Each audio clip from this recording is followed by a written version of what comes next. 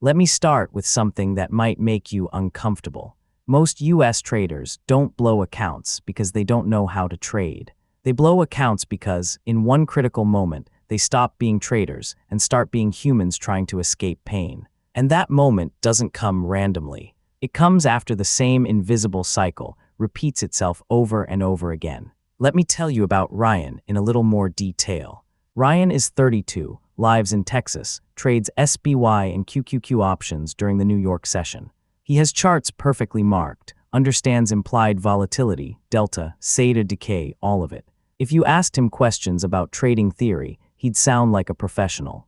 But his P&L tells a different story. 4 blown accounts, each one around $15, 000 to $30, 000. Each one blown in less than 6 months.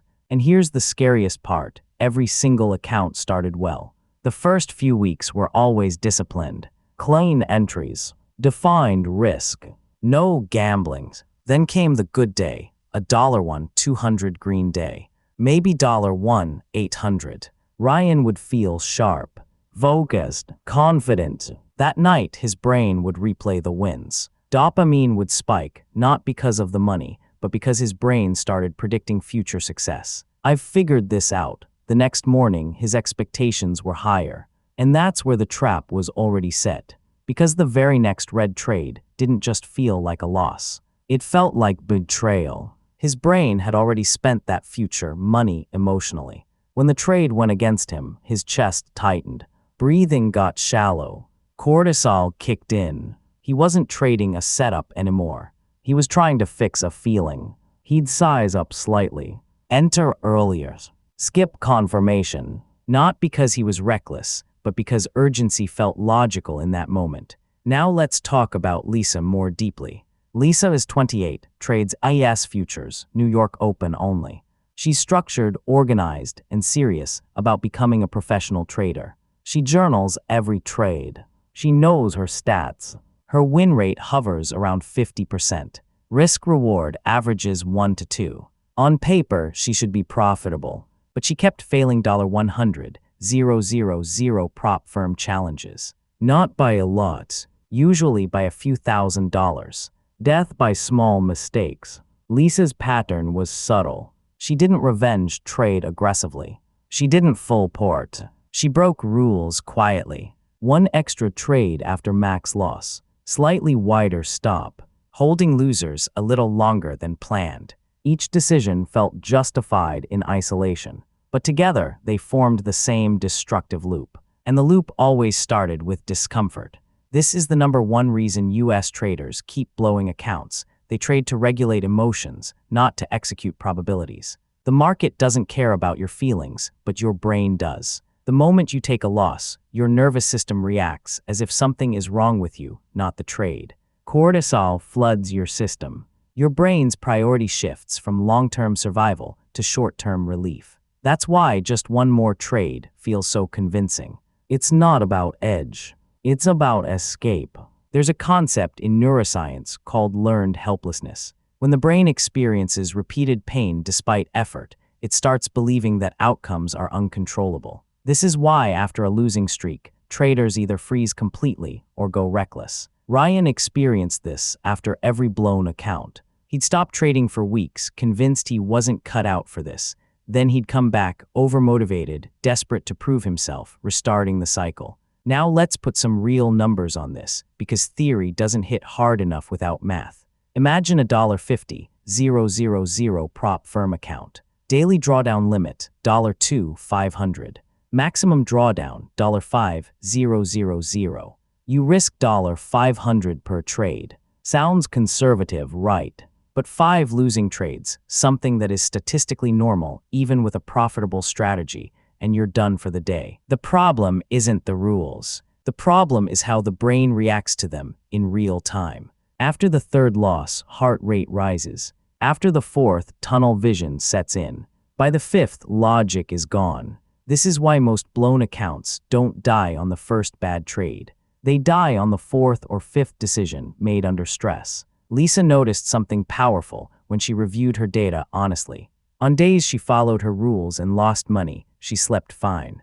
On days she broke rules and made money, she felt anxious. Her brain was learning the wrong lesson. It was associating rule breaking with emotional relief. That's how consistency dies silently. Now let's talk about dopamine, because this is where trading quietly becomes addictive. Dopamine isn't pleasure, it's anticipation. Every time you place a trade, your brain predicts a reward. When the market doesn't deliver, dopamine drops sharply. That drop feels unbearable. Cortisol rises to compensate. This chemical cocktail destroys patience and fuels impulsive behavior. Overtrading isn't a lack of discipline. It's an unmanaged reward system.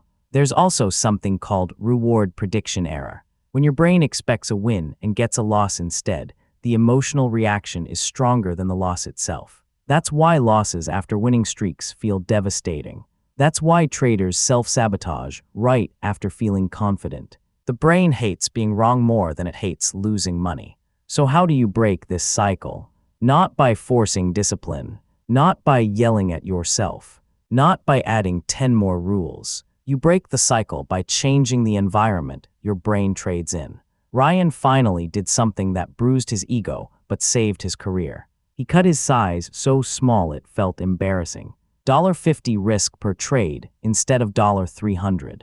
At first, it felt pointless, but something incredible happened. His heart rate stayed calm. Losses didn't trigger urgency. Wins didn't create euphoria. His execution became clean. His stats improved. 3 months later, he scaled size slowly, and this time, the consistency stayed. Lisa made one change. 1 trade per session. Win or lose, she was done. No exceptions. That single constraint removed the 1 more trade impulse completely. Her equity curve didn't explode upward. It flattened, then slowly climbed. She passed her next prop challenge not by being aggressive, but by being emotionally regulated. The truth is brutal but freeing. Accounts don't blow because of bad strategies. They blow because emotional debt accumulates. Every time you trade while stressed, you borrow against your future discipline. Eventually, the debt comes due. And when it does, it wipes you out fast. If you want to stop blowing accounts, stop trying to be fearless. Start trying to be stable. Smaller size. Fewer trades. Hard stop rules. Delayed P&L checking. These aren't boring restrictions. They're psychological armor. Consistency isn't about confidence. It's about control. If this script feels like it's describing you a little too accurately, that's not a coincidence. This channel exists for traders who want to survive long enough to actually win. No hype, no fake motivation, just real trading psychology that keeps you in the game. If you want more content like this, hit subscribe and stay here. Because breaking the cycle isn't about finding the perfect setup. It's about becoming the kind of trader who doesn't self-destruct when the market puts pressure on you. Ever wondered why most traders fail not because they pick the wrong trades, but because they can't stand doing nothing? Imagine staring at the charts, the markets are moving, setups are forming, but you do absolutely nothing. No clicks, no entries, no constant monitoring. Feels weird, uncomfortable, even painful. That discomfort, that boredom, is actually your edge. Meet Sarah, a prop firm challenge trader. She used to chase trades like every candle was a lottery ticket. Her account would spike, then tank. Her brain was addicted to movement. Every trade triggered dopamine. Every loss spiked cortisol. Her overtrading was relentless, exhausting, and profitable only in illusions. Then there's Alex. He sits flat for hours, sometimes the entire session, without entering a single trade. He watches the market like a scientist, noting structure, volume, and context, without any emotional attachment. He misses setups every day, and yet his account grows steadily. His edge, boredom. He tolerates the empty charts, the missed opportunities, because he knows that waiting, doing nothing, is where probability actually favors him. Dopamine is a dangerous liar in trading. The anticipation of action, not the results of trades, drives the brain to click, chase, and force entries. Boredom starves this chemical craving. The longer you tolerate it, the calmer your nervous system becomes, the better your decisions, and the less likely you are to self-sabotage. When Sarah tries Alex's method, it feels unnatural. Her hands itch to click, her mind screams, do something, but the first time she sits through a session without entering, she survives without losses. The second time, she notices clarity returning. Patterns start to emerge. Emotional swings flatten. Her account starts reflecting probability, not her mood swings. Even professional accounts reflect this truth. Prop firm drawdowns don't punish setups, they punish urgency. The longer traders can survive without compulsive action, the longer their edge compounds. Boredom isn't laziness, it's disciplined patience. The market rewards the ones who do nothing until the right moment arrives. Sarah sits in front of her screen. The market is quiet. Volume is low. Candles form slowly, almost lazily. Her fingers twitch. Her brain screams for action. Every instinct says, pick something.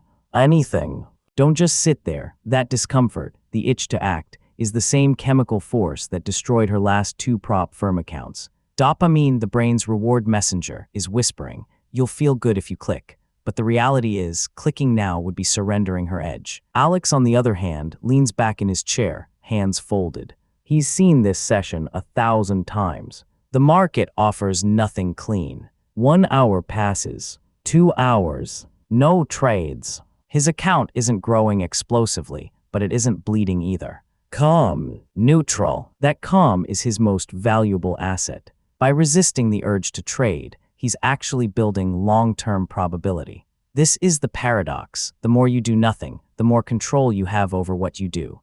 Overtrading is the enemy disguised as productivity. Sarah used to believe activity equals progress. 10 trades a day meant effort. 15 trades meant mastery. But every extra trade is a tax on the nervous system. Cortisol spikes, stress accumulates, and your brain's ability to execute rules collapses. By sitting through boredom, Alex protects his neural bandwidth. He keeps dopamine under control, cortisol low, and reward prediction errors minimal. His decisions remain pure, untainted by emotional need. Sarah tries to mimic him. The first 2 sessions are brutal. Her brain rebels. She closes charts, reopens them, checks news feeds, imagines moves that could have been. This is normal. The human brain hates inactivity, especially when conditioned to constant stimulation. But with each session she survives, a subtle rewiring happens. Tolerance for boredom grows. The chemical loop that demanded constant action weakens.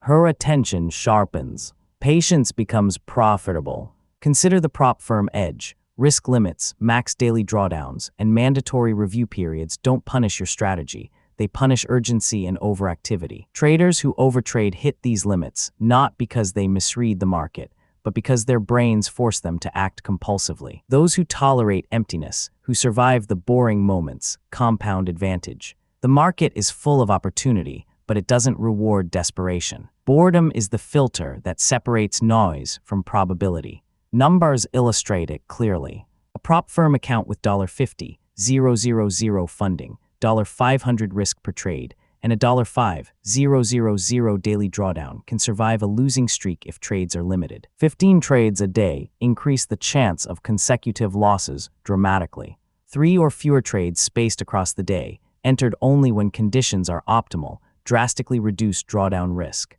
This isn't theory, it's math and psychology combined. Tolerance for boredom is the bridge between theory and execution. Sarah now faces her first real test. A high-volume session, setups forming, tempting her to jump in.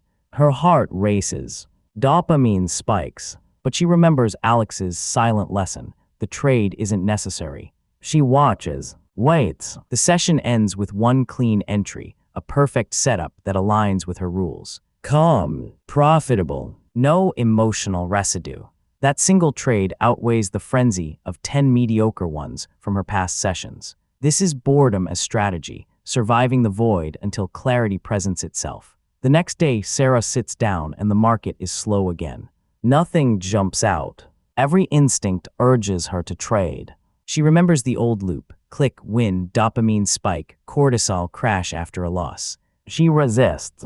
She breathes. The charts crawl along. Minutes feel like hours. Boredom. Alex had warned her this is the hardest part. The human brain treats inactivity as threat. Evolution wired it to seek action when nothing happens. In trading, this translates into impulsive entries, revenge trades, and chasing illusions. Tolerating boredom isn't optional, it's the skill that protects accounts from emotional decay. By the third hour, something subtle happens. Sarah notices patterns forming in ways she never did before. Levels, liquidity zones, price behavior, they emerge clearly without the noise of constant clicking. Dopamine stays stable. Cortisol remains low. Reward prediction errors shrink. Her brain, finally unpolluted by overactivity, starts learning, really learning, from what the market is offering. She reflects on her past sessions. 10 trades a day felt productive, but most were wasted.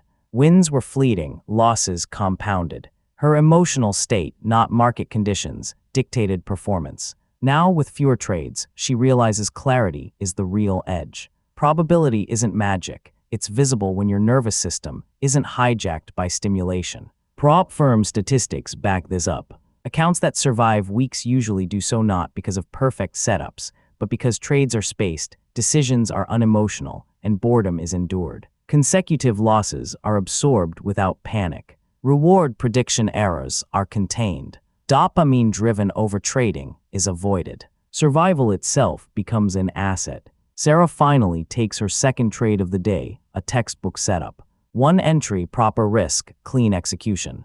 The account grows steadily, far more than it ever did in her high-frequency past. Her realization, boredom isn't just tolerance, it's leverage. Every empty minute spent waiting preserves her brain, protects her account, and lets probability work its natural magic. By the end of the week, her P&L isn't flashy, but it's stable. More importantly, her mental state is intact. She isn't reacting to the market. She's observing, learning, and acting only when the edge is undeniable. Boredom has become her most powerful tool, a strategy invisible to most traders but lethal in its effectiveness. Sarah begins to understand the neuroscience behind what she's experiencing. Dopamine, the brain's reward chemical, spikes when she anticipates a trade. In the past, this anticipation was constant, creating a feedback loop that hijacked her decision-making. Cortisol spiked with every loss, creating stress that lingered for hours, even days.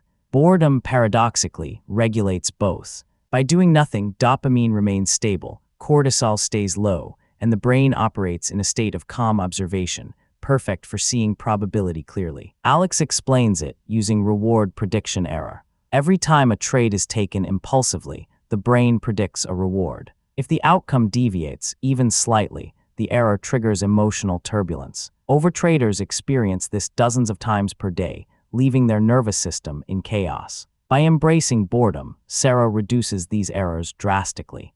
Each decision is now measured, conscious, and free from the distortions of prior overactivity. Even the winner's effect comes into play. Traders who experience consecutive wins often feel invincible, leading to higher trade frequency and overconfidence. In her previous style, Sarah fell victim to this repeatedly. Now, with fewer trades, wins are contained.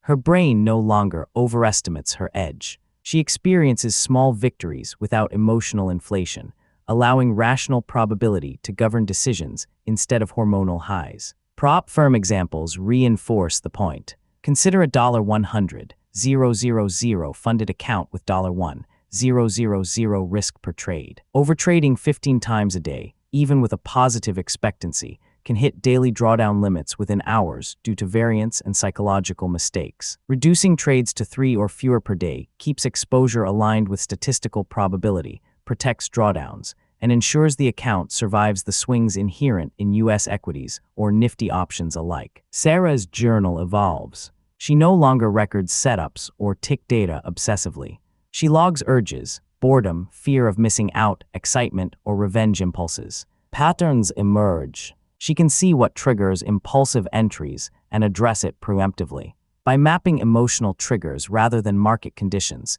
she gains control over her behavior, the real edge in trading. By the end of the month, her account shows modest growth. The real change isn't numbers, it's stability. She can sit through entire sessions doing nothing and feel no anxiety. She understands that the market doesn't punish inactivity. It punishes poor decision-making under emotional strain. And boredom, sustained and tolerated, is the strategy that prevents poor decisions from ever happening. A week later, Sarah faces a real test. The market opens with a sharp gap up. News headlines scream volatility. Traders on her forum post screenshots of potential big moves every few seconds. Her old brain would have screamed, "Get in. Don't miss this," dopamine floods. Her fingers twitch, but she remembers the boredom lesson. She sits, watches, breathes. Hours pass. Candles form, retrace, test levels. Others are entering and exiting trades frenetically. Her screen is alive with movement, but she does nothing. The discomfort is intense, the itch to act almost unbearable. Yet she resists. And then only when a textbook setup emerges, perfect alignment, risk-reward favorable, volume supporting the move, she enters. One trade, one entry, maximum clarity, minimum stress. Contrast this with her previous style. In a session like this, she would have entered 5 or 6 trades. 2 hits, 3 losses. Emotional swings. Cortisol high. The account would fluctuate wildly. The market didn't change, her approach did. By tolerating boredom, she protected her mind, her capital, and allowed probability to work in her favor. Alex explains why this works from a psychological standpoint. Boredom is essentially emotional pruning. It removes noise, filters impulses, and aligns action with clarity. The brain learns to ignore unnecessary stimuli, reducing reward prediction error and stabilizing the nervous system. Over time, traders who tolerate boredom see an almost mechanical improvement in decision quality, not because the market changed, but because their brain finally stopped interfering. Sarah also notices the subtle impact of the winner's effect, reversal. In her past, consecutive wins meant higher trade frequency, reckless sizing, and eventual blowups. Now wins are neutral, they are data, not validation.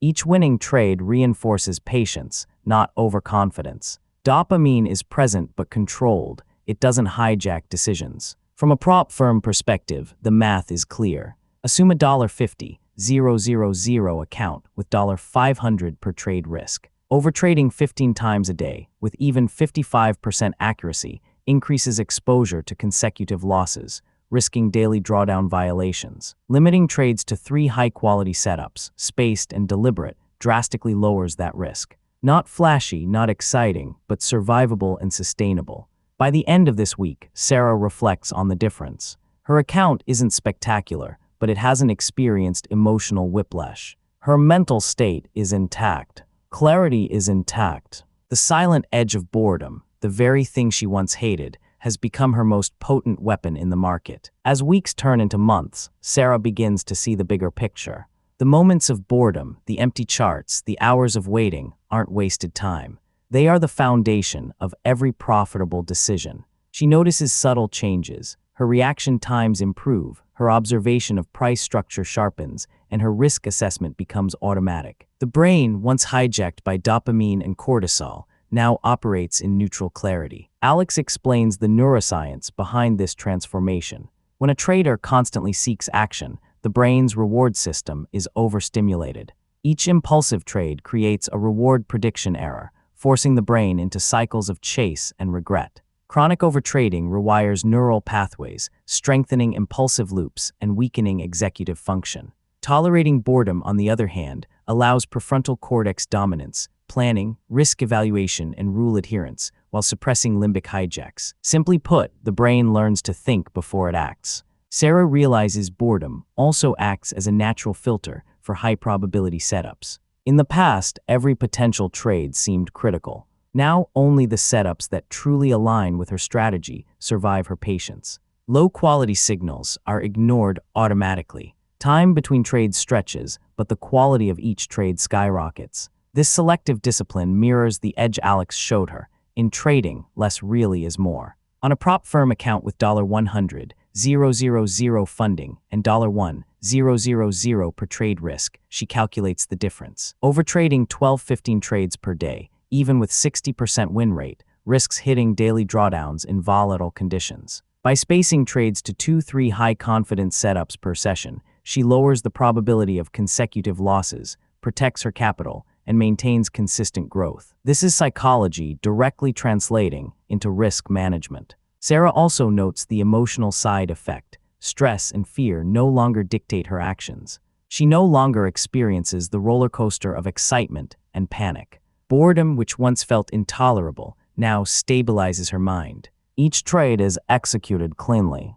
Each loss is absorbed without panic. Each win reinforces patience rather than overconfidence. Her edge isn't in spotting opportunities, it's in allowing the market to offer them while she stays neutral. The final, subtle advantage becomes obvious. Her long-term expectancy improves not because she's suddenly better at reading charts, but because she structurally removed the emotional chaos that ruined probability. In the market, consistency is rarely flashy. It's invisible. It's boring. And that is exactly why it works. Now Sarah reaches the stage most traders never see. She doesn't chase charts. She doesn't react to noise. She doesn't try to force opportunity. Boredom has become her primary strategy, a deliberate, controlled tool rather than a side effect of inactivity. Her mental state is stable. She tolerates long periods with zero trades without discomfort. Dopamine stays regulated, cortisol remains low, and reward prediction errors are minimal. Every trade she takes now is measured, intentional, and aligned with her plan. The brain is no longer hijacked by impulse or emotion. She realizes the paradox. Doing nothing often produces more profit than doing everything.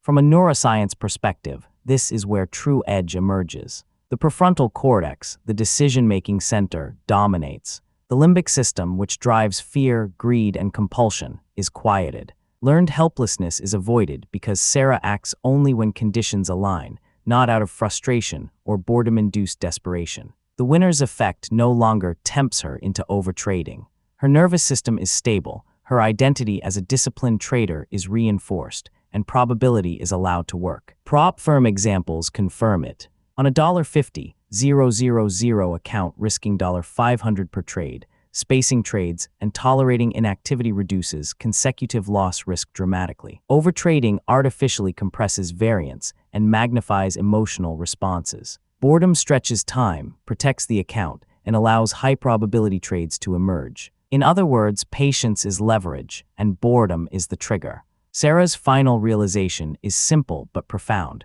The market doesn't reward intensity. It rewards discipline, patience, and emotional neutrality. The sessions she spends watching, waiting, and doing nothing aren't wasted. They are the very mechanism that turns probability into profits. Every successful trader she observes shares this invisible pattern. They appear boring externally, but internally, their edge is unbeatable. The last piece of wisdom Alex gives her, the silent edge, isn't in more trades. It's in more patience. The market offers plenty. You don't need to chase. Let boredom protect you. It's your most profitable trade. If this video changed the way you think about trading, do me a favor. Hit the like button so other traders stuck in overtrading loops can see this too. Comment boredom wins if you're ready to trade with patience, discipline, and clarity instead of chasing every setup. And if you want more high quality, no fluff trading psychology content that protects your mind and your account, subscribe to the channel, turn on notifications, and check out the next video waiting for you right here. Welcome back. Before we begin, subscribe right now. Not because this video will fix your strategy, but because if you've been switching systems, tweaking rules, or blaming setups for losses, what you're about to hear will force an uncomfortable but necessary shift. This is an audio-first conversation. Let it play fully. Don't rush it, because this is about behavior, not charts. Your strategy isn't losing. Your behavior is. That sentence alone makes most traders uncomfortable. And the reason it does is simple. Behavior is personal. Strategies are not. It's easier to blame rules, indicators, or market conditions than to look at how you behave under pressure. Most traders don't fail because their strategy doesn't work. They fail because they don't execute the same strategy the same way, under the same conditions, with the same mindset. And without that consistency, no strategy can survive. Let's start with a hard truth. If your strategy sometimes works brilliantly, sometimes fails badly, and your results feel random, that is almost never a strategy problem. That is a behavioral inconsistency problem. Markets are probabilistic. Any real strategy produces both wins and losses. The difference between profitable and unprofitable traders is not how they avoid losses, but how predictable their behavior is across those losses. Most traders believe they're following their rules. They are not. They're following them selectively. They follow rules when they feel calm. They break rules when they feel pressured. They bend rules when they feel confident. They ignore rules when they feel desperate. From the outside, it looks like the strategy is inconsistent. From the inside, it's behavior leaking through emotion. This is why traders keep rebuilding strategies instead of rebuilding execution. They assume the system failed, when in reality, the system was never allowed to operate cleanly. Let's talk about how behavior quietly sabotages good strategies. The first way is emotional timing. Many traders only take trades when they feel ready. That sounds responsible. It's not. Feeling ready is not the same as being aligned with rules. Feelings are influenced by recent wins, recent losses, fatigue, boredom, and expectations. You skip valid setups because you're still thinking about the last loss. You take marginal setups because you're feeling confident after a win. You hesitate on clean entries but chase late ones. Same strategy, different behavior. And over time, this creates a distorted sample of results. You're not testing the strategy anymore. You're testing your emotional reactions to it. The second way behavior sabotages strategy is position size inconsistency. Most traders claim they risk the same percentage every trade. In reality, they risk the same number, but not the same emotional weight. Some trades feel heavier than others. Some trades matter more psychologically. Some trades make you stare at the screen nonstop. That's behavior talking. When size crosses your emotional threshold, you stop trading the plan and start managing fear. Stops get moved. Targets get cut. Rules get reinterpreted. And then the loss gets blamed on the strategy. But the strategy didn't change. You did. The third way behavior destroys strategy is post-loss behavior. This is one of the most common patterns. After a loss, traders say they're fine. They're not. Even small losses change risk perception. They create urgency. They increase sensitivity. They lower patience. You don't notice it consciously, but your next decision is already compromised. You take the next trade faster. You double-check less. You justify entries more easily. One loss turns into two. Two turn into a bad day. And the strategy gets blamed. But the real issue wasn't the loss. It was how your behavior shifted after the loss. Professional traders don't just manage risk per trade. They manage behavioral risk across trades. They know when their decision quality is compromised, and they stop. Most retail traders don't stop. They push, and pushing is how behavior overrides structure. The fourth way behavior sabotages strategy is overinterference. You enter a trade according to plan, but then you watch every tick, every candle, every pullback. You interfere. You micromanage. You react. You exit early because you're uncomfortable. You hold too long because you're hopeful. You adjust stops because you're afraid. This is not bad strategy. This is emotional discomfort masquerading as management. Strategies are designed to work when left alone. Excessive interference injects noise into a system that relies on probability. If you can't leave trades alone, it's not because the strategy needs improvement. It's because your emotional tolerance is too low for the current size or frequency. Behavior always reveals mismatches. The fifth way behavior ruins strategy is selective memory. Traders remember losses more vividly than wins. They replay them emotionally. They exaggerate their impact. Over time, this changes behavior. You start avoiding trades that look like past losers, even if they're valid. You hesitate on setups that statistically work. You second-guess entries because last time it failed. Your strategy hasn't changed. Your interpretation of it has. Behavior is shaped by memory. And unprocessed losses distort decision-making. That's why traders feel like strategies stop working after drawdowns, even when market conditions are the same. Now let's talk about the most dangerous belief in trading. I just need a better strategy. That belief keeps traders stuck for years, because it shifts responsibility away from execution and onto external systems. It turns trading into a never-ending search instead of a refinement process. Most traders already have strategies that could work. What they don't have is behavioral consistency. Consistency is not about perfection. It's about repeatability.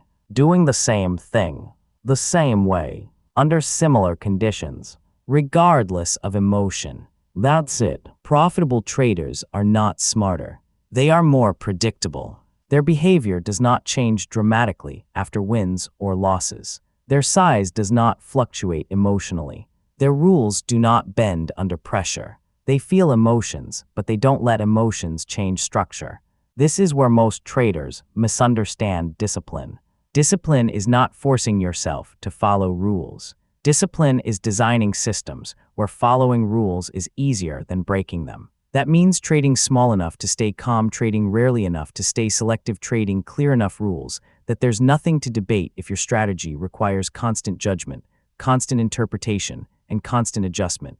It will amplify behavioral flaws. Simple strategies executed consistently outperform complex strategies executed emotionally. Now here's the key insight most traders miss: if your behavior is unstable, improving the strategy makes things worse. Why? Because better strategies often increase confidence. And increased confidence without behavioral control leads to overtrading, oversizing, and rule breaking. That's why traders often blow up after they find something that works. The strategy didn't fail. Behavior became reckless. So what's the solution? Not a new strategy. Not more indicators. Not more information. The solution is behavioral containment. You must build rules that protect you from yourself. Rules about when you don't trade. Rules about maximum trades per session. Rules about stopping after emotional events. Rules about size that feel boring. Boring is good. Boring means controlled. Controlled means repeatable. Repeatable means scalable. You also need to review behavior, not just outcomes. Instead of asking, did this trade win or lose? Ask, did I execute cleanly? Did I interfere emotionally? Did my size affect my thinking? If behavior was clean, the trade was a success even if it lost. That mindset alone changes everything. Because now you're rewarding the right thing.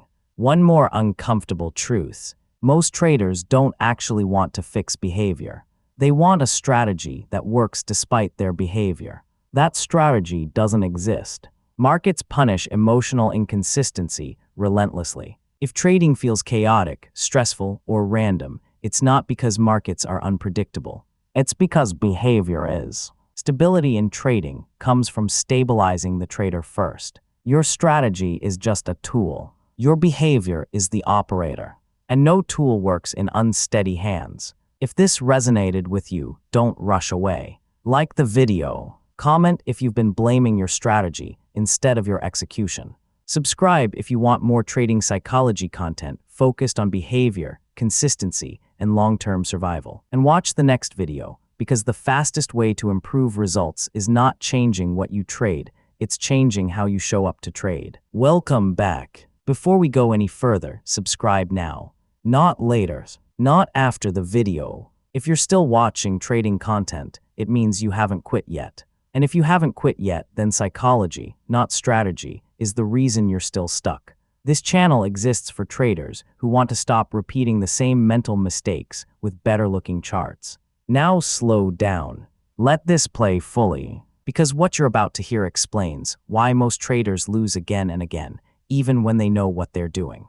There are 3 mental mistakes that quietly guarantee you lose the majority of your trades. Not because you lack intelligence, not because you lack information, but because these mistakes sit inside your decision-making process, not your strategy. And until those are addressed, no system survives long-term. These mistakes don't scream. They whisper. They feel reasonable. They feel justified. They feel earned. And that's why they destroy accounts slowly instead of instantly. The first mistake is overconfidence. Overconfidence doesn't arrive when you're new. Beginners are cautious. Beginners hesitate. Beginners know they don't know. Overconfidence arrives when familiarity creeps in, when the market starts feeling predictable, when charts begin to look obvious. It often starts after a small winning streak, maybe 3 green days, maybe one trade that played out perfectly, maybe a week where everything clicked, and something subtle changes inside you. You stop checking every rule. You stop questioning your bias. You stop preparing the same way. Not consciously, automatically, your brain starts compressing risk. The same setup that once required patience now feels instant. You don't wait for confirmation because it's already there. You increase size slightly, not recklessly, just enough to matter. You trust your read over your plan. And here's the dangerous part. Sometimes it still works. That's how overconfidence trains itself. Your brain learns that structure is optional when results are good. It confuses luck with skill, variance with mastery. Dopamine rises, caution drops, and your tolerance for deviation increases. You start believing you've evolved past the rules. But rules were never there to limit profits. They were there to protect you from yourself. Overconfidence also changes how you experience losses. A loss no longer feels like part of the system. It feels like an insult, a mistake by the market, something that shouldn't have happened. So you react, you justify, you override exits, you try to fix the trade. That's when one red trade erases 5 green ones. Overconfidence doesn't make you aggressive. It makes you careless at the wrong moments. The second mistake is impatience. Impatience is not rushing. It's intolerance. Intolerance of silence. Intolerance of waiting. Intolerance of uncertainty. Markets spend most of their time doing absolutely nothing useful. And during that nothingness, your nervous system stays lightly activated. You're alert, watching, expecting, and that constant readiness creates tension. Your brain wants resolution. So impatience creeps in, not as excitement, but as discomfort. You start thinking, I've been staring at this too long. You feel like you should be doing something. You convince yourself that waiting is wasted time. That's when standards slip. You take trades that are close enough. You enter early just to be involved. You trade lower quality setups because boredom feels worse than risk. Impatience makes activity feel productive, even when it's destructive. And it doesn't stop at entries. Impatience ruins exits too. You take profits early because holding feels stressful. You cut trades prematurely because you want certainty now. You move stops not because the trade failed, but because waiting hurts. The result: lots of trades, lots of movement, very little growth. Impatient traders are busy, not profitable. They confuse engagement with edge, effort with effectiveness, presence with precision. But the market does not reward effort. It rewards timing. Professional traders aren't patient because they're disciplined. They're patient because they've learned that most trades don't deserve capital. Waiting is not passive, it's selective survival. The third mistake is anchoring bias. This one is the most dangerous because it hides behind logic. Anchoring bias happens when your mind attaches meaning to a specific number or idea and refuses to let go, even when conditions change. Your entry price becomes important. Your stop level feels personal. A prior high or low becomes sacred. Once anchored, your perception distorts. Price moves against you, and instead of asking, is this trade still valid? You ask, can it get back to where I entered? That question turns trading into hope management. Anchoring bias is why traders hold losers longer than winners. The entry price becomes a psychological reference point, not a technical one. Exiting below it feels like failure, even when staying is objectively worse. Anchoring also locks you into bias. If you decided price is bullish, every bearish signal feels temporary. If you decided price is bearish, every bounce feels fake. You stop reacting to data and start defending opinions. And the market punishes opinion loyalty mercilessly. Anchoring affects winners too. You exit early because you're anchored to a modest target. You miss re-entries because you're anchored to a missed price. You hesitate to adapt because your mind is still processing the past. The market moves forward. Anchored traders stay mentally behind. Now here's what most traders miss. These 3 mistakes don't just coexist. They compound. Overconfidence makes you trust your judgment too much. Impatience makes you act before clarity forms. Anchoring bias keeps you stuck once you're wrong. That trio explains why traders blow accounts slowly instead of instantly. Why they survive long enough to suffer. Why they feel close but never consistent. They're not lacking knowledge. They're lacking decision insulation. So how do you fix this? Not theoretically, but practically. You stop trying to eliminate these mistakes. You assume they will appear, and you build systems that limit their damage. You replace outcome-based confidence with process-based trust. Winning or losing doesn't define success, execution does. You judge trades by behavior, not results. You treat waiting as a skill, as part of your edge, as a protective mechanism that filters low-quality decisions. No trade is always better than a bad trade. And you break anchoring by forcing perspective resets. You repeatedly ask one brutal question: if I had no position right now, would I enter here? If the answer is no, the trade is already dead, you're just emotionally attached. Consistent traders are not emotionally superior. They are structurally protected. They build rules that activate precisely when their minds become unreliable. That's the real edge. If this made you uncomfortable, that's a sign it mattered.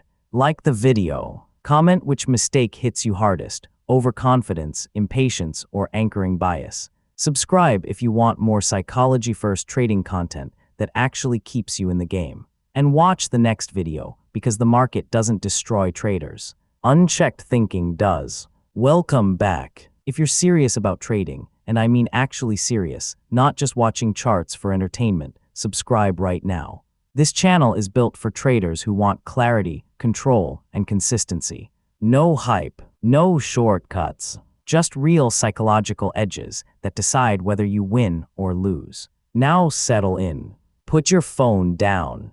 Let this play, because what you're about to hear decides your entire trading day in just 3 seconds. The market doesn't wait. Your brain does. And those 3 seconds are quietly draining thousands from your account. Every losing day you've had didn't start with a bad setup. It started with a micro-reaction, a hesitation, a flicker of doubt, a sudden spike of fear, or the urge to chase because price started moving without you. 3 seconds.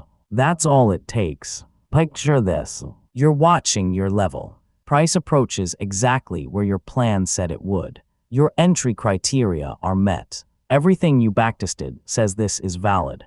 And then your finger freezes. Your chest tightens. A thought slips in: what if this one fails? That pause feels harmless. It's not. That pause is your brain switching control from logic to survival mode. In the first 3 seconds of a trade, your brain runs a threat scan. Not a profit scan. A threat scan. It doesn't care about your edge, your statistics, or your last month's performance. It cares about pain, loss, embarrassment, regret, the memory of the last red trade that still hasn't emotionally cleared. And once that scan completes, your decision is already compromised, even if you still click the button.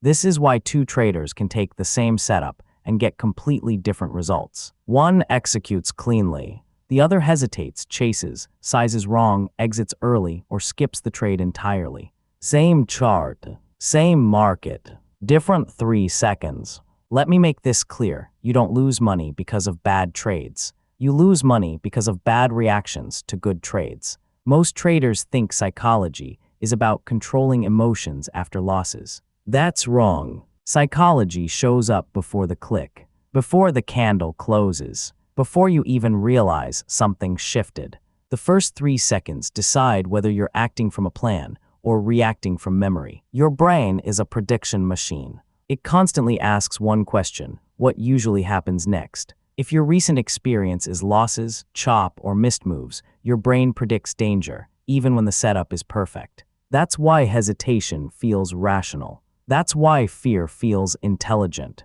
That's why FOMO feels urgent. But none of them are market signals. They are memory signals. Let's talk about hesitation first. Hesitation is not caution. It feels like discipline, but it's actually uncertainty dressed up as intelligence. Hesitation happens when your conscious mind says, this is valid, but your nervous system says, this could hurt. When that conflict exists, your execution quality drops instantly. You enter late. You reduce size impulsively. Or you wait for just a little more confirmation that never comes. And here's the dangerous part. When the trade works without you, your brain doesn't learn patience, it learns regret. And regret fuels the next mistake. That's how traders spiral. Now let's talk about instant fear reactions. Fear isn't loud. It's subtle. It shows up as a tightening in your chest, a shallow breath, a sudden need to double-check rules you already know. Fear doesn't say don't trade. It says be careful, which sounds reasonable. But fear in the first 3 seconds has nothing to do with risk management. It's your amygdala recalling emotional pain from the past and trying to prevent it from happening again, regardless of probability. This is why traders cut winners early, why they move stops impulsively, why they bail on trades that were never invalidated. Fear doesn't ask, is this trade still valid? Fear asks, can I escape discomfort right now? Then there's FOMO, the most misunderstood reaction of all. FOMO is not greed. It's loss avoidance. It's your brain reacting to the possibility of being left behind, not the possibility of making money. When price starts moving without you, your brain interprets that as social and financial threat. Missing out feels like being excluded. An exclusion triggers urgency. That's why FOMO trades feel rushed. That's why entries feel sloppy. That's why stops are wide and targets are vague. FOMO compresses time. It makes seconds feel expensive. And in that compressed state, your standards drop. All of this happens before you consciously decide anything. So here's the uncomfortable truth most traders don't want to hear. By the time you think you're making a decision, the decision has already been biased. The edge is not in thinking better. The edge is in interrupting the reaction loop. Now let's talk solutions, real ones. Not affirmations, not motivation. Practical tools you can use today. The first solution is awareness of timing, not emotion.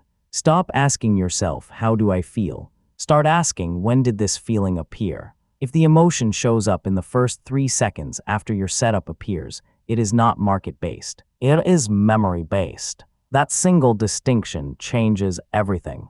When you recognize that a reaction is memory-driven, you stop negotiating with it. You don't argue. You don't suppress. You label it, and labeling creates distance. Distance restores control. The second solution is pre-commitment. Before the market opens, decide how you will act when your setup appears. Not if, when. Pre-commitment removes decision-making from the moment of emotional pressure. You're not deciding whether to take the trade. You already decided earlier, when your nervous system was calm. This is why professional traders look fast. It's not because they are impulsive. It's because the decision was made hours ago. Speed is not recklessness when it's pre-planned. The third solution is a 3-second execution rule. When your setup is fully confirmed, you either execute within 3 seconds, or you don't take the trade at all. No hovering, no half clicks, no bargaining with the mouse. Why? Because hesitation beyond 3 seconds introduces emotion into execution. And emotional execution is statistically worse than no execution. Missing a trade is less damaging than taking it poorly. This rule feels extreme until you realize something important. Clean losses are part of the system. Messy trades are not. The fourth solution is physiological control, not mental control. You cannot think your way out of a nervous system response, but you can regulate it physically. Slow your exhale. Drop your shoulders. Unclench your jaw. These are not relaxation techniques. They are control signals. When your body shifts out of threat mode, your brain regains access to logic. That's why elite performers train breathing before decision-making, not after. The fifth solution is post-trade neutrality. Most traders replay emotional trades with judgment. That was stupid. I always do this. That reinforces the memory loop.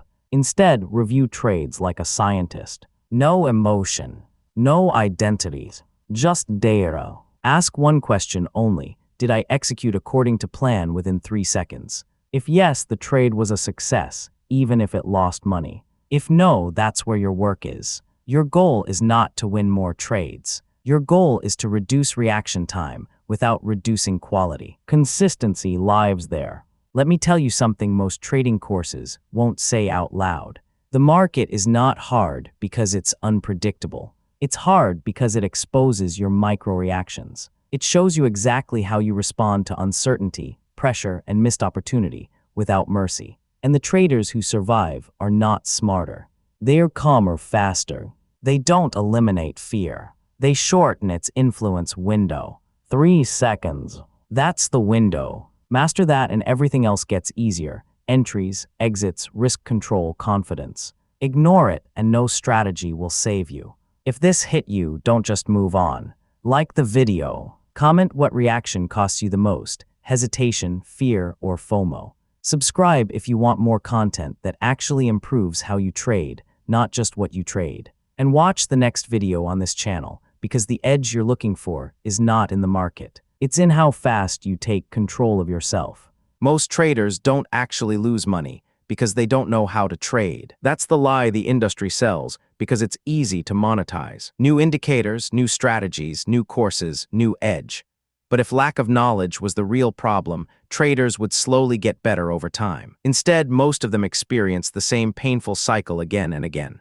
Small wins, growing confidence, a few good days, sometimes even a great week, and then one emotional spiral wipes everything out. The truth is far more uncomfortable. The market doesn't take profits away. The trader's own brain does. And only about 5% of traders ever figure out how to stop that from happening. Let's start with something that will feel painfully familiar. You wake up, check your prop firm dashboard, and see green. Not just green, good green. You followed your plan. You respected risk. You hit your daily goal. Your mind feels sharp, focused, almost powerful. Then one thought appears quietly: I'm locked in today.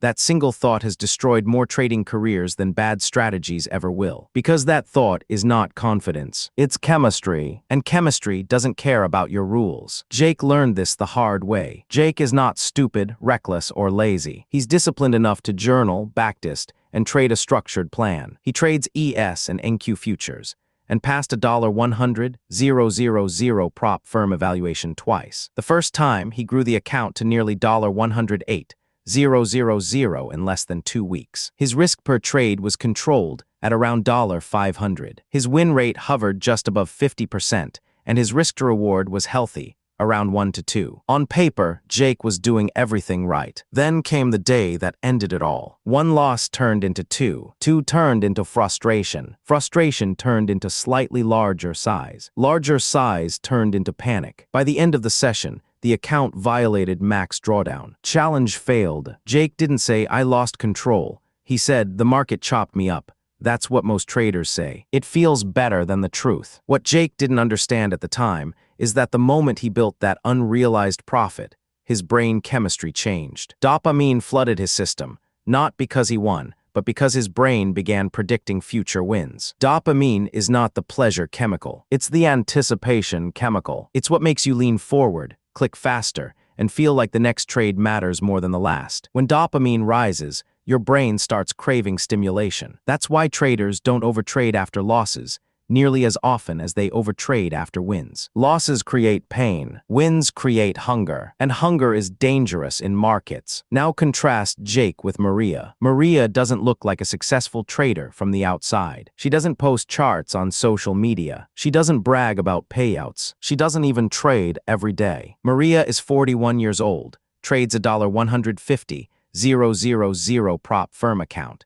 and averages between $300 and $600 per day when she trades. Some weeks she trades only twice. Some days she closes her platform after one trade and walks away while volatility is exploding. Most traders would call that leaving money on the table. Maria calls it survival. In 11 months, Maria hasn't blown a single account. She's had red streaks. She's had drawdowns. She's had weeks where nothing worked. But she's still here, still funded, still calm, and that's what puts her in the 5%. Maria doesn't feel like a great trader. She feels neutral. That's not accidental. That's trained. There's a concept in neuroscience called the winner's effect. After a win, testosterone increases, confidence increases, and risk tolerance increases. In nature, this makes sense. A winning animal becomes bolder. In trading, it's a trap. Jake's biggest losses didn't happen when he was scared. They happened when he felt unstoppable. Maria knows this, so she does something that sounds almost ridiculous to most traders. After 2 solid trades, especially if both are winners, she stops trading. Even if the market is clean, even if volume is high, even if the next setup is textbook, she understands something most traders never accept. Feeling good is not a signal to trade more. It's a signal to stop. Prop firms expose this weakness brutally. A $100,000 000 prop firm account usually allows a maximum drawdown of around $2,000 to $3,000 and a daily loss limit of maybe $1,000. That means 3 emotionally driven mistakes, 3, can erase weeks of discipline. The traders who survive don't think in terms of profit. They think in terms of access. Access to capital, access to tomorrow, access to another trade. Jake traded like he was trying to win. Maria trades like she's trying not to lose permission to play. After Jake blew his second account, something subtle but dangerous happened. He didn't just lose money. He lost belief. He started hesitating. He'd see a valid setup and hesitate just long enough to miss it. Then he'd chase. Then he'd regret it. Over time, his brain learned a toxic lesson. No matter what I do, I give it back. This is called learned helplessness. When the brain stops associating effort with reward, it shifts into avoidance. That's why some traders stop clicking the button entirely, even when their strategy is solid. They are not lazy. They are neurologically defeated. Maria went through this phase years ago. What saved her wasn't a better system. It was restructuring how her brain experienced trading. She stopped letting dopamine spikes and cortisol crashes define her sessions. She limited not just risk, but emotional exposure. She capped the number of decisions she made, while money was on the line. She normalized losses instead of dramatizing them. 3 losses in a row meant she was done for the day, not because the market was bad, but because her nervous system would be compromised. She didn't celebrate wins immediately. No screenshots, no excitement. She reviewed them later, when the chemistry had cooled. Over time, her brain learned something new. Calm equals survival. Boredom equals consistency. Jake eventually reached a breaking point. Not financial, but psychological. After his third failed challenge, he didn't buy another reset. He sat down and reviewed every green day that turned red. The pattern was undeniable. He sized up after wins. He loosened rules when confident. He chased when frustrated. He realized he wasn't trading setups. He was trading internal states. That realization hurt more than any loss. But it was also the turning point. When Jake tried again, he changed one thing. His goal was no longer to make money. His goal was to protect emotional capital. He reduced size after winning days instead of increasing it. He capped trades per session instead of trading until he felt done.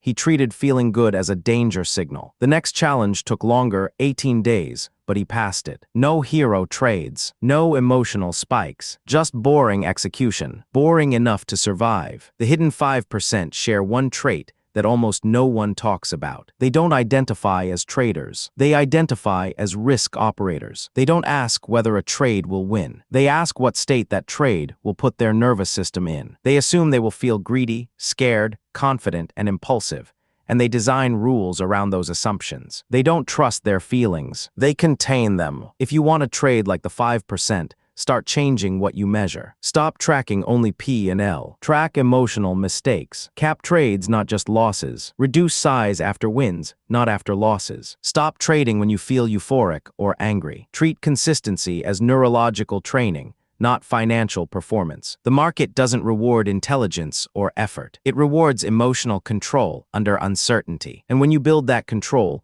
profits stop disappearing.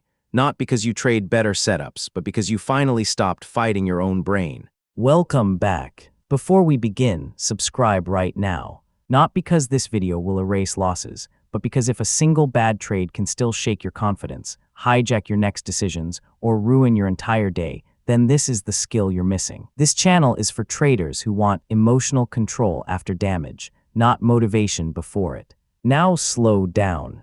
Let this play fully. Because what you're about to hear is not theory. It's a practical mental reset used by top traders after big losses, and it works because it aligns with how the brain actually recovers from shock. A big loss doesn't hurt because of the money. It hurts because of what it does to your nervous system. That sudden drop in equity triggers the same biological response as physical danger. Heart rate spikes, breathing shortens, muscles tighten. Your brain floods with cortisol and adrenaline. This is not weakness. This is biology. And the biggest mistake traders make after a loss is trying to think their way out of a state that is purely physical. They tell themselves to calm down. They try to analyze the trade immediately. They force logic onto a nervous system that is still in survival mode. That never works. Top traders don't calm down by reasoning. They calm down by resetting state first, then thinking later. Here's the truth most trading content avoids. After a big loss, your brain is temporarily unreliable. Your perception of risk is distorted. Your confidence is unstable. Your impulse control is reduced. If you trade from that state, the next loss is not bad luck, it's inevitable. So what's the quick trick? It's not meditation. It's not positive thinking. It's not accepting the loss. It's a two-phase reset that interrupts the loss response loop before it poisons the rest of your session. Phase 1 is physiological interruption. The moment a big loss hits, before you journal, before you review, before you even close the platform, you must change your physical state. Top traders do this immediately and deliberately. They stand up. They change rooms. They slow their breathing with longer exhales than inhales. They physically break eye contact with the screen. Why does this matter?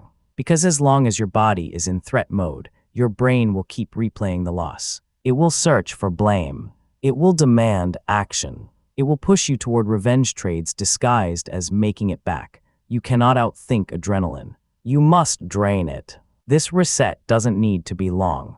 2 to 5 minutes is enough, but it must be intentional. The goal is not relaxation. The goal is state shift. Once your breathing slows and your posture relaxes, the emergency signal weakens. That's when control starts to return. Phase 2 is cognitive containment. This is where top traders separate themselves from everyone else. They do not ask, why did this happen? They ask, where does this belong? A big loss feels enormous because your mind treats it as a global failure. It spreads. It contaminates your confidence, your strategy, and your identity as a trader.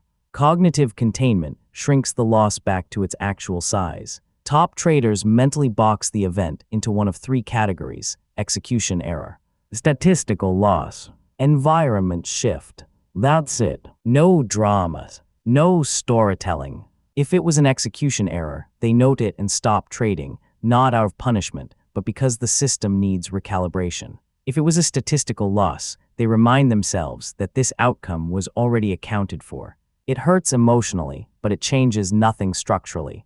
If it was an environment shift, they step back entirely. No forcing trades in unfamiliar conditions. This categorization removes emotion by restoring context. Context is calming. Now here's the behavioral hack most traders don't use, but top traders rely on. They delay re-entry by design. Not because they're scared, but because they respect the recovery window. After a big loss, your brain seeks immediate relief. The fastest relief is another trade. Win or lose, action feels better than stillness. Top traders don't trust that urge. They impose a mandatory pause. Sometimes it's 15 minutes. Sometimes it's the rest of the session. Sometimes it's the entire day. This pause is not optional. It's part of the system. Why? Because emotional aftershocks lag behind logic. Even when you think you're calm, your reaction speed, patience, and risk perception are still altered.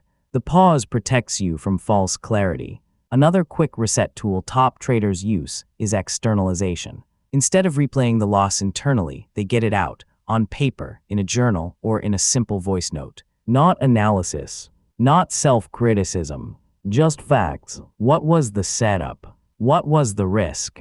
Was it executed as planned? No adjectives, no emotion words. Externalizing the loss prevents rumination. Rumination is what turns one loss into 5. Now let's address the most dangerous mistake after a big loss. Trying to make it back. This urge is not greed.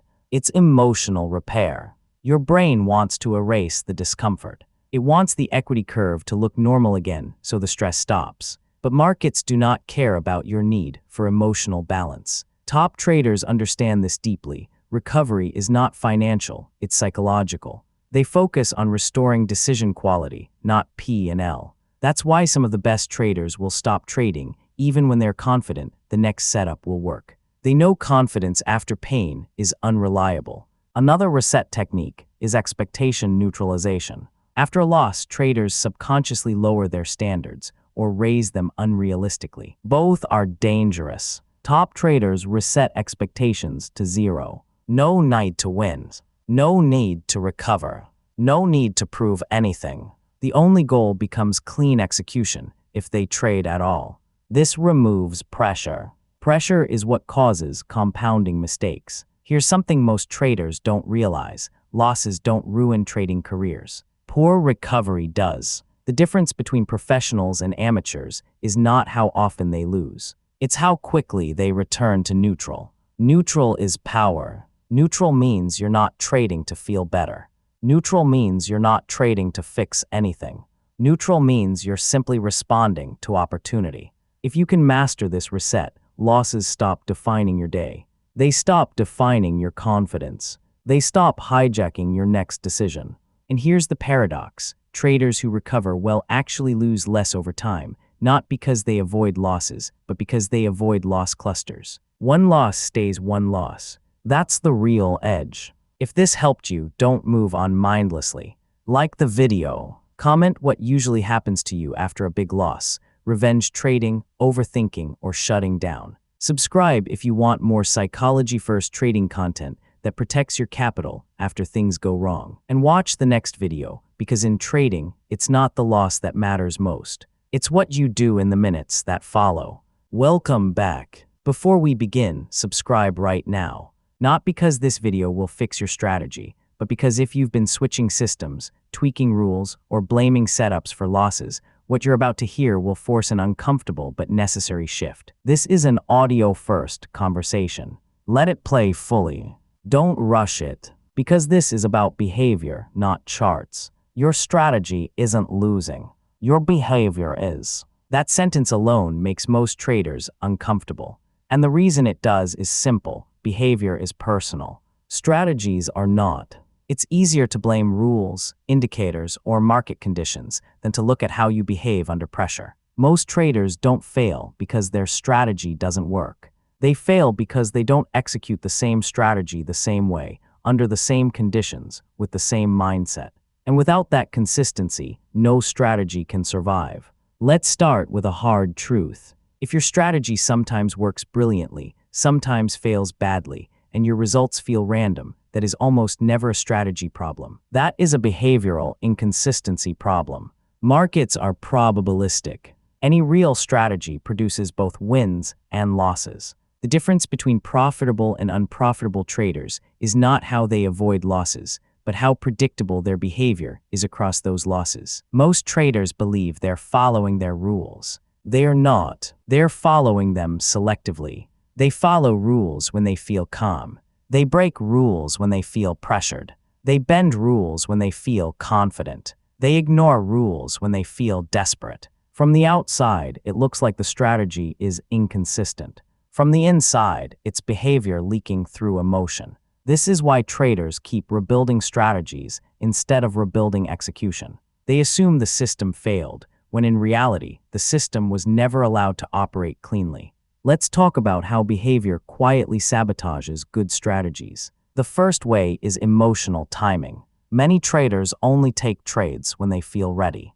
That sounds responsible. It's not. Feeling ready is not the same as being aligned with rules. Feelings are influenced by recent wins, recent losses, fatigue, boredom, and expectations. You skip valid setups because you're still thinking about the last loss. You take marginal setups because you're feeling confident after a win. You hesitate on clean entries but chase late ones. Same strategy, different behavior. And over time, this creates a distorted sample of results. You're not testing the strategy anymore. You're testing your emotional reactions to it. The second way behavior sabotages strategy is position size inconsistency. Most traders claim they risk the same percentage every trade. In reality, they risk the same number, but not the same emotional weight. Some trades feel heavier than others. Some trades matter more psychologically. Some trades make you stare at the screen nonstop. That's behavior talking. When size crosses your emotional threshold, you stop trading the plan and start managing fear. Stops get moved. Targets get cut. Rules get reinterpreted. And then the loss gets blamed on the strategy. But the strategy didn't change. You did. The third way behavior destroys strategy is post-loss behavior. This is one of the most common patterns. After a loss, traders say they're fine. They're not. Even small losses change risk perception. They create urgency. They increase sensitivity. They lower patience. You don't notice it consciously, but your next decision is already compromised. You take the next trade faster. You double-check less. You justify entries more easily. One loss turns into two. Two turn into a bad day. And the strategy gets blamed. But the real issue wasn't the loss. It was how your behavior shifted after the loss. Professional traders don't just manage risk per trade. They manage behavioral risk across trades. They know when their decision quality is compromised, and they stop. Most retail traders don't stop. They push, and pushing is how behavior overrides structure. The fourth way behavior sabotages strategy is overinterference. You enter a trade according to plan, but then you watch every tick, every candle, every pullback. You interfere. You micromanage. You react. You exit early because you're uncomfortable. You hold too long because you're hopeful. You adjust stops because you're afraid. This is not bad strategy. This is emotional discomfort masquerading as management. Strategies are designed to work when left alone.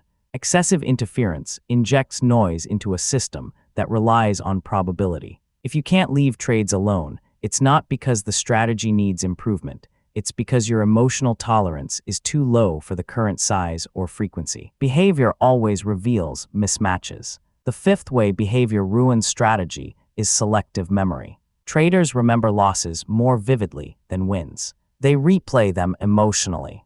They exaggerate their impact. Over time, this changes behavior. You start avoiding trades that look like past losers, even if they're valid. You hesitate on setups that statistically work. You second-guess entries because last time it failed. Your strategy hasn't changed. Your interpretation of it has. Behavior is shaped by memory, and unprocessed losses distort decision-making. That's why traders feel like strategies stop working after drawdowns, even when market conditions are the same.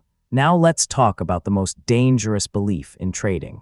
I just need a better strategy. That belief keeps traders stuck for years, because it shifts responsibility away from execution and onto external systems. It turns trading into a never-ending search instead of a refinement process. Most traders already have strategies that could work. What they don't have is behavioral consistency. Consistency is not about perfection. It's about repeatability. Doing the same thing, the same way, under similar conditions, regardless of emotion. That's it. Profitable traders are not smarter. They are more predictable. Their behavior does not change dramatically after wins or losses. Their size does not fluctuate emotionally. Their rules do not bend under pressure. They feel emotions, but they don't let emotions change structure. This is where most traders misunderstand discipline. Discipline is not forcing yourself to follow rules. Discipline is designing systems where following rules is easier than breaking them. That means trading small enough to stay calm, trading rarely enough to stay selective, trading clear enough rules that there's nothing to debate if your strategy requires constant judgment, constant interpretation, and constant adjustment. It will amplify behavioral flaws. Simple strategies executed consistently outperform complex strategies executed emotionally. Now here's the key insight most traders miss: if your behavior is unstable, improving the strategy makes things worse. Why? Because better strategies often increase confidence. And increased confidence without behavioral control leads to overtrading, oversizing, and rule breaking. That's why traders often blow up after they find something that works. The strategy didn't fail. Behavior became reckless. So what's the solution? Not a new strategy. Not more indicators. Not more information. The solution is behavioral containment. You must build rules that protect you from yourself. Rules about when you don't trade. Rules about maximum trades per session. Rules about stopping after emotional events. Rules about size that feel boring. Boring is good. Boring means controlled. Controlled means repeatable. Repeatable means scalable. You also need to review behavior, not just outcomes. Instead of asking, did this trade win or lose? Ask, did I execute cleanly? Did I interfere emotionally? Did my size affect my thinking? If behavior was clean, the trade was a success even if it lost. That mindset alone changes everything. Because now you're rewarding the right thing. One more uncomfortable truth. Most traders don't actually want to fix behavior. They want a strategy that works despite their behavior. That strategy doesn't exist. Markets punish emotional inconsistency relentlessly. If trading feels chaotic, stressful, or random, it's not because markets are unpredictable. It's because behavior is. Stability in trading comes from stabilizing the trader first. Your strategy is just a tool. Your behavior is the operator. And no tool works in unsteady hands. If this resonated with you, don't rush away. Like the video. Comment if you've been blaming your strategy instead of your execution. Subscribe if you want more trading psychology content focused on behavior, consistency, and long-term survival. And watch the next video, because the fastest way to improve results is not changing what you trade, it's changing how you show up to trade.